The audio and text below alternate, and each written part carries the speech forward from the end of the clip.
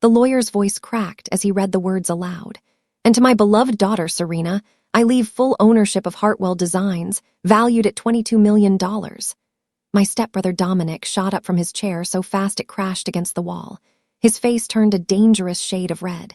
"This is ridiculous," he shouted, slamming his fist on the mahogany table. "I've been running that company for 3 years. 3 years while she was off playing artist in Paris." The lawyer, Mr. Aldridge, adjusted his glasses nervously. He had known my mother for decades. He knew this moment would explode. Dominic's mother, Francine, placed a manicured hand on her son's arm, but her eyes told a different story. They were calculating, already planning. I sat perfectly still, my hands folded in my lap. Inside, my heart was breaking into 1,000 pieces. My mother was gone. Cancer had taken her just 2 weeks ago. And now, in this cold conference room, I was learning the true nature of the people she had married into. "There must be a mistake," Francine said smoothly. "Alina would never cut Dominic out completely. He's been like a son to her." Mr. Aldridge shook his head slowly. "These were Alina's explicit wishes." "My name is Serena Hartwell. I am 32 years old, and until this moment I had no idea my mother's business was worth $22 million. Growing up, I knew we were comfortable. My mother had started Hartwell Designs as a small interior design firm when I was just a baby. She built it from nothing, working 18-hour days while raising me alone. My father had died in a car accident when I was 2. I barely remembered him, but my mother kept his memory alive through stories and photographs. When I was 14, my mother married Victor Crane. He seemed kind at first. He brought flowers and made my mother laugh. His son Dominic was 16 then, already tall and arrogant. He never liked me. I was the obstacle between him and what he believed should be his. Victor passed away from a heart attack 5 years ago. By then, Dominic had already weaseled his way into Hartwell Designs. My mother, always seeing the best in people, gave him a management position. I had left for Paris by then, pursuing my own path in art restoration. Now I understood why Dominic had worked so hard to keep me away. Why he always reminded my mother how busy I was with my career. He had been planning this for years.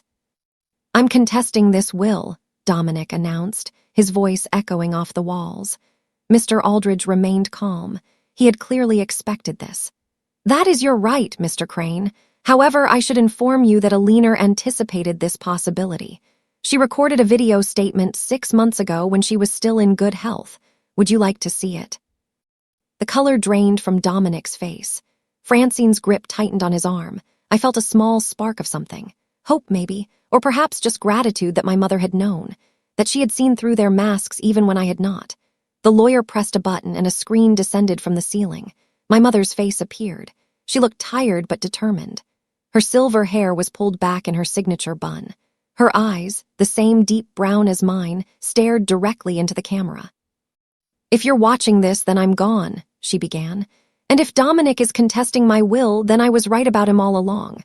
My breath caught in my throat. Beside me, I heard Francine gasp. Dominic stood frozen, his fists clenched at his sides. My mother continued speaking from beyond the grave. "Serena, my darling girl, I know I pushed you toward your own dreams. I wanted you to find your path, not just inherit mine. But Hartwell Designs was always meant for you. It carries our family name, our legacy." Her voice softened. "I've watched Dominic closely these past few years. I've seen his ambition, his hunger. He's capable, I'll give him that. But he doesn't love the business. He loves what it can give him. Power, status, money." Tears streamed down my face now. I didn't bother wiping them away. "I've made arrangements with Aldridge to ensure my wishes are followed.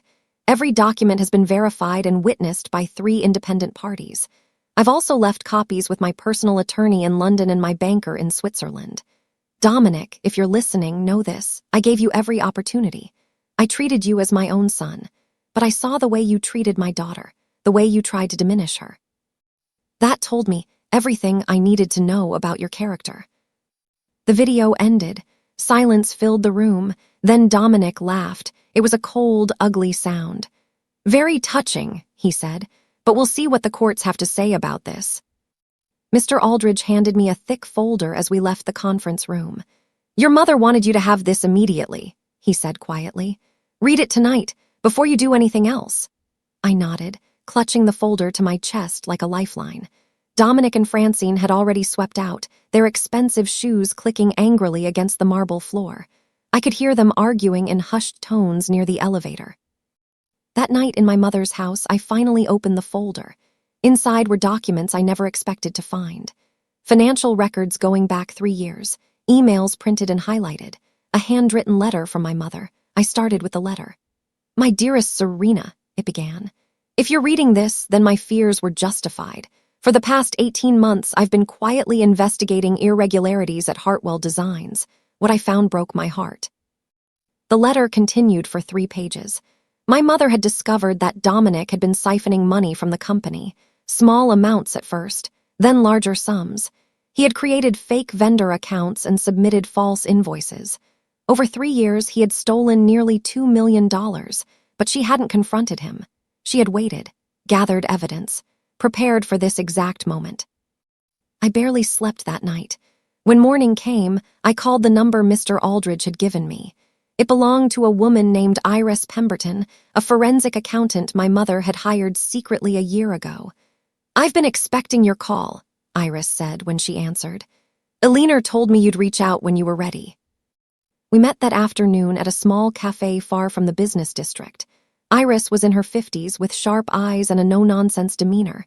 She laid out everything on the table between us. "Your mother was brilliant," she said. "She documented everything. Bank transfers, fake invoices, altered contracts. Dominic thought he was clever, but he left a trail a mile wide." I stared at the evidence. Names, dates, amounts, it was all there. "Why didn't she go to the police?" I asked. Iris sighed. "She wanted to, eventually. But first, she wanted to ensure you'd inherit the company without complications. If she accused Dominic while she was alive, it would have turned into a messy legal battle. The company's reputation would have suffered. She chose to protect Hartwell Designs, even if it meant waiting." 3 weeks after the will reading, I received a certified letter. Dominic was officially contesting the will. His grounds: mental incapacity. He was claiming my mother had been of unsound mind when she wrote it. The letter also included something that made my blood run cold. A second will, dated 1 month before my mother's death. This will left everything to Dominic, including Hartwell Designs. I immediately called Mr. Aldridge. His voice was grim. "I've seen the document," he said. "Serena, this is serious. If they can prove its authenticity, the earlier will could be invalidated." My hands were shaking when I hung up. I sat in my mother's study, surrounded by her books and photographs. She smiled at me from a dozen frames. Strong, determined. The woman who had built an empire from nothing. Then I remembered something from her letter. A name she had mentioned. A contingency plan. I dug through the folder until I found it. "If anything seems wrong," she had written, "contact Benjamin Cross. He's a document examiner I've worked with before. He owes me a favor." I found Benjamin Cross's number and dialed. Benjamin Cross lived in a brownstone filled with magnifying glasses, ultraviolet lights, and stacks of paper samples. He was in his 60s, with wild gray hair and intense blue eyes. "Eleanor Hartwell," he said when I introduced myself. "Wonderful woman. She helped me when my daughter was sick, covered all the medical bills anonymously. I only found out years later." I showed him the contested will.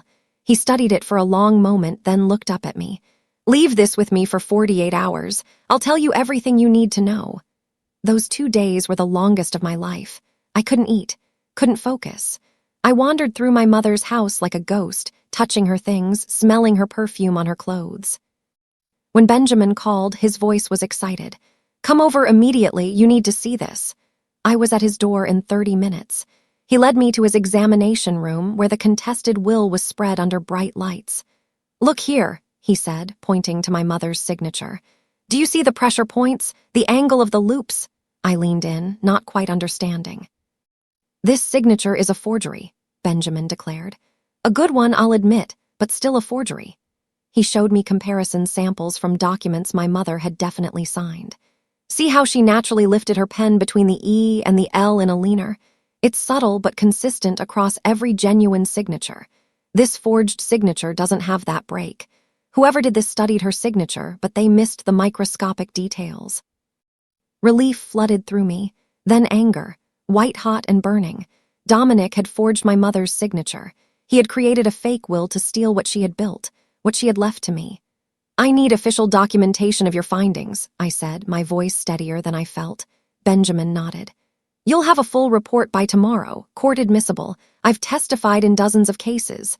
My findings have never been successfully challenged."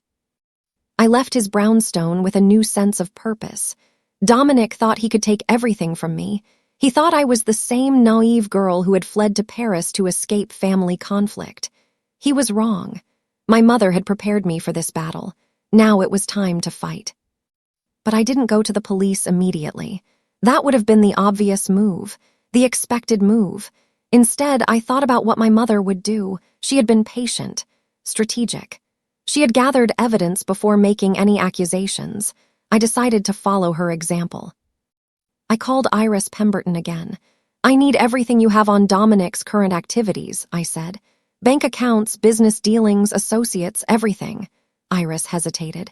"That could take time, and it won't be cheap." I thought of the $2 million Dominic had stolen.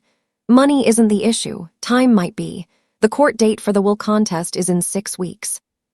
For the next month, I played the role Dominic expected. The grieving daughter, the overwhelmed heir. I showed up at Hartwell Designs looking lost and confused. I asked questions that made me seem clueless about business operations. I let Dominic believe he was winning. Meanwhile, Iris was digging, and what she found was even worse than my mother had discovered. Dominic hadn't stopped stealing when my mother died. He had accelerated. In just the few weeks since her passing, he had transferred another $800,000 to offshore accounts. He had also been meeting with a commercial real estate developer named Howard Slade. They were discussing the sale of Hartwell Designs' headquarters building, a building worth $15 million, a building Dominic had no legal right to sell. I documented everything, every meeting, every transfer, every conversation. I hired a private investigator to photograph Dominic's meetings with Slade. I obtained records of his offshore transactions through channels Iris had developed over her career. The evidence file grew thicker by the day. Then came the discovery that changed everything. Iris called me late one night, her voice urgent.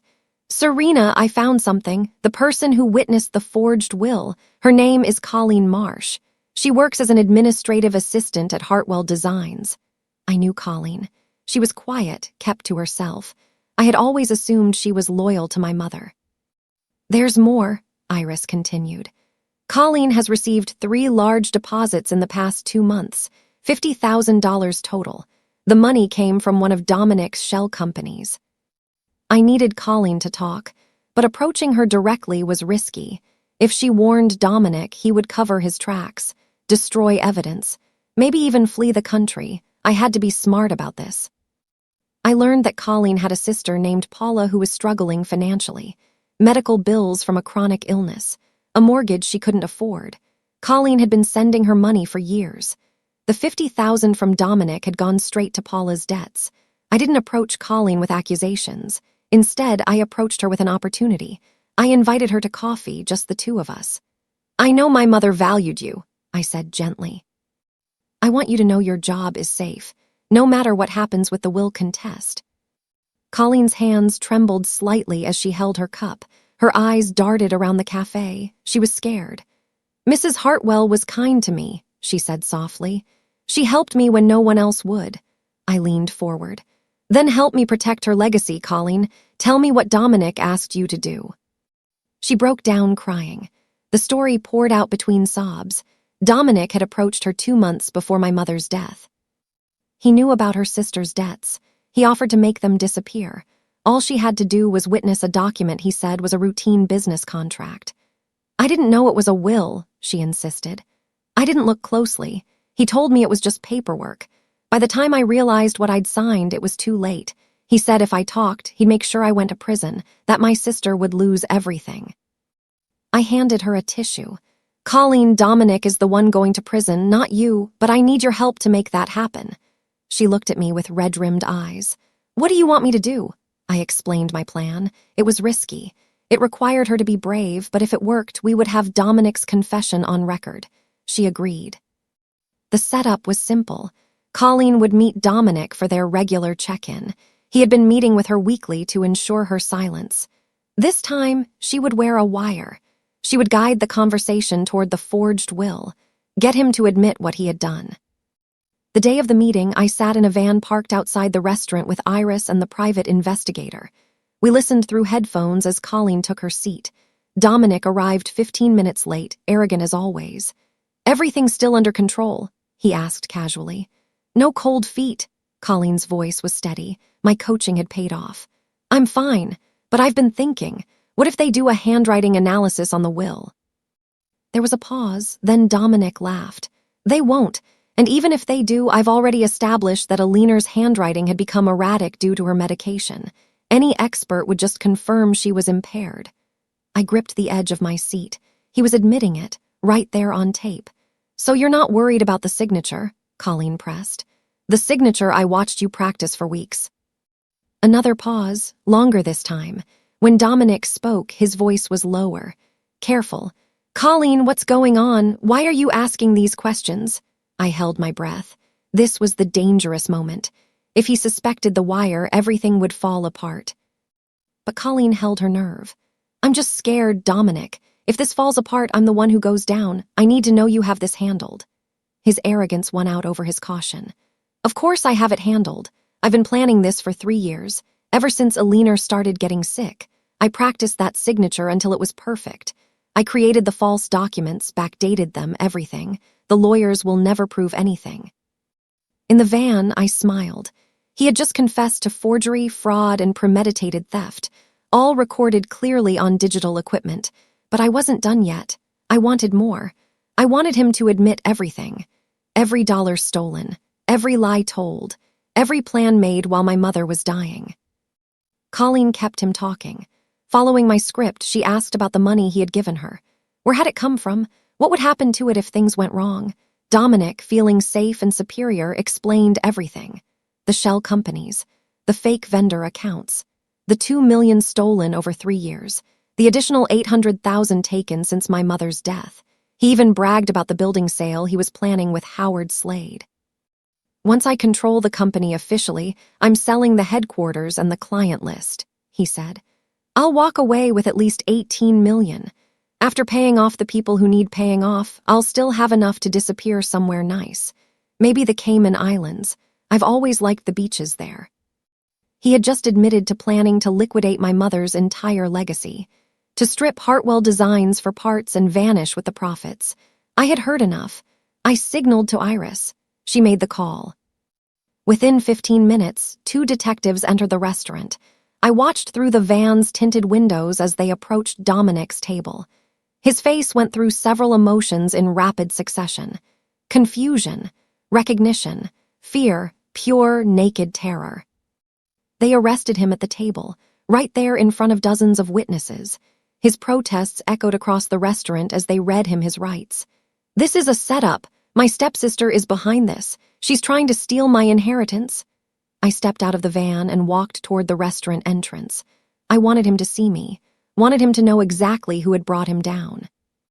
Our eyes met through the window as the detectives led him to their car, his face contorted with rage. He screamed something I couldn't hear through the glass. It didn't matter. Nothing he said mattered anymore. My mother had taught me patience. She had prepared me for this battle without me even knowing it. And now, finally, her legacy was protected. The court case was swift. With the recording, Colleen's testimony, Benjamin Cross's document analysis, and Iris's financial evidence, Dominic had no defense. His expensive lawyers tried everything. They claimed entrapment. They claimed the recording was illegally obtained. They claimed Colleen was an unreliable witness. None of it worked. The judge was unmoved by their arguments. The evidence was overwhelming. Dominic was convicted of forgery, fraud, embezzlement, and attempted grand larceny. His sentence was 12 years in federal prison. Francine sat in the courtroom every day, her face like stone. When the verdict was read, she finally showed emotion. She glared at me with pure hatred. I met her gaze steadily. I felt no satisfaction in her pain. She had raised a thief. She had encouraged his worst impulses. She had known about the forged will. The investigators had found emails proving her involvement in the planning stages. She would face her own charges soon enough. With Dominic's conviction, the will contest was dismissed. My mother's original will stood. Hartwell Designs was officially mine, all $22 million of it. My first act as owner was to promote 3 long-serving employees who had been overlooked during Dominic's management. My second act was to establish the Alina Hartwell Scholarship Fund for young women entrepreneurs. My third act was to give Colleen Marsh a raise and pay off the remainder of her sister's medical debts. "Why would you help me after what I did?" Colleen asked, tears streaming down her face. "Because my mother would have," I replied. She believed in second chances. She believed people could be better than their worst moments. You made a mistake out of desperation. Dominic exploited that. The blame lies with him, not you. Colleen became one of my most trusted employees. Her loyalty, forged through fire, proved unshakable in the years to come. 6 months after taking control of Hartwell Designs, I received an unexpected visitor. Francine Crane appeared at my office door. She looked older than I remembered, diminished somehow. "I suppose you've come to gloat," she said bitterly. I gestured to the chair across from my desk. "I've come to understand." She sat reluctantly. Understand what? I studied the woman who had been my stepmother for 18 years, who had smiled at my mother's dinner table while her son plotted to steal everything. "I understand that you thought you were protecting your son," I said. "That doesn't excuse what you did, but I understand the impulse." Her composure cracked slightly. "He wasn't always like this," she whispered. "When he was young, he was sweet, kind. His father's death changed him." "Losing a parent changes everyone," I agreed. "I lost my father when I was 2. I lost my mother 3 months ago. But grief isn't an excuse for cruelty, for theft, for forgery." Francine left my office that day without the confrontation she had expected. I think it unsettled her more than anger would have. She faced her own trial 2 months later. Conspiracy charges. The emails had been damning. She received 3 years of probation and a substantial fine. The judge noted her age and lack of prior criminal history. I didn't attend her sentencing. I had no desire to watch another person's destruction, even someone who had wished destruction upon me. Instead, I focused on building, on growing Hartwell Designs into something even my mother couldn't have imagined. I expanded into commercial design. I opened offices in Chicago and Los Angeles. I partnered with sustainable materials companies to create eco-friendly design options. The business that Dominic had planned to strip for parts became worth $40 million within 2 years. Industry magazines wrote features about the company's remarkable growth under new leadership. They called it a phoenix story, a tale of inheritance nearly stolen, then triumphantly reclaimed. On the 2nd anniversary of my mother's death, I visited her grave. The headstone was simple, as she had requested. Just her name, her dates, and a single phrase. She built with love. I sat on the grass beside her and talked, as I often did. I told her about the company, about the scholarship fund that had now helped 37 young women start businesses, about Colleen's promotion to office manager, about the new headquarters building I was planning, which would bear her name. "You prepared me for all of it," I said softly. "Even when I didn't know you were doing it. The patience, the documentation, the strategic thinking, you taught me without teaching me. You left me armor I didn't know I was wearing." A breeze stirred the flowers I had brought. Lilies, her favorites. I like to think it was her way of answering. Dominic wrote to me from prison once. The letter arrived on an ordinary Tuesday, mixed in with bills and business correspondence. "I underestimated you," he wrote. "I thought you were soft, naive. I thought running off to Paris meant you had no spine for real competition. I was wrong. You're more like a leaner than I ever realized. That's not a compliment. It's a warning. I'll be out in 8 years with good behavior. I won't forget what you did." I read the letter twice. Then I fed it through the shredder. His threats meant nothing. He was a man who had gambled everything on his ability to deceive and manipulate. He had lost completely. Whatever anger he nursed in his prison cell couldn't touch me. I had built walls he could never breach. Not walls of money or lawyers or security systems, walls of integrity, of purpose, of community. The people who surrounded me now were loyal because I had earned their loyalty, through fairness, through generosity, through being the kind of leader my mother had been. 3 years after my mother's death, Hartwell Designs celebrated its 30th anniversary. I hosted a gala in the new Alina Hartwell Center, a stunning building that combined offices with community space. Young entrepreneurs could use the facilities for free. Established designers could mentor newcomers. It was exactly what my mother would have wanted. Standing at the podium that night, looking out at hundreds of faces, I thought about the journey that had brought me here. The devastating loss, the betrayal, the forged signature that was meant to erase me from my own family's legacy. My mother built this company with nothing but determination and talent, I told the crowd. People tried to take it from her. From me, they failed. Not because I was stronger than them, but because I had something they lacked. I had her example, her wisdom, her love preserved in every document, every plan, every safeguard she left behind. After the gala, I walked through the empty building alone.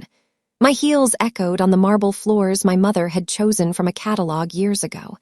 I passed the portrait of her that hung in the main lobby. She smiled down at me, frozen forever in her prime. "We did it," I whispered. "Everything they tried to take, we kept. Everything they tried to destroy, we made stronger."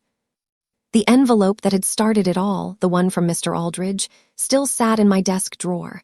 I had never thrown it away. It reminded me that inheritance isn't just about money or property. It's about knowledge, preparation, the quiet gifts our parents give us that we don't recognize until we need them most. My mother left me a $22 million empire, but her true legacy was something far more valuable. She left me the tools to protect it, the wisdom to grow it, and the strength to face any challenge with patience, strategy, and grace. Dominic had thought he was stealing from a grieving daughter. He never realized he was fighting a woman raised by Alina Hartwell. That was his greatest mistake, and my greatest victory.